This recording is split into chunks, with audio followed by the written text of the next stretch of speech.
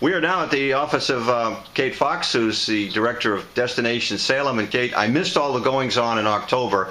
It's now December. What's happening this last part of the month? Well, Salem holiday happenings started right after Thanksgiving, and we go through New Year's Eve, right on to New Year's Day, actually, and a lot of great things going on in Salem.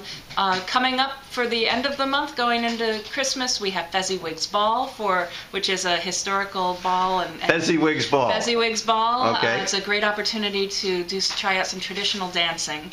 The final winter market of the season is this coming Thursday, the 19th, at Old Town Hall. Great opportunity to get, if you still need wreaths, table decorations, gourds, winter fruit and vegetables, soaps, gifts, eggs, bagels, all that stuff is at the winter market.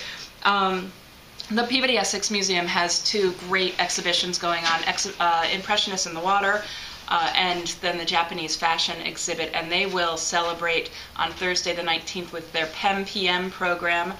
So that is going on, and Salem Theater Company is continuing with A Tuna Christmas. It's supposed to be a hysterical theatrical presentation right out of Tuna, Texas. So that's a unique way to celebrate and maybe ignore all the shopping that might be left to be done. Okay. And what about New Year's Eve? Anything special in the city?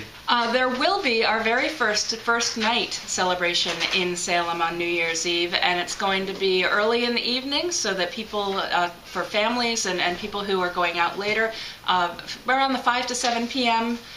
Time frame. Salem Main Street is organizing that, so more information will be coming out on salem.org soon.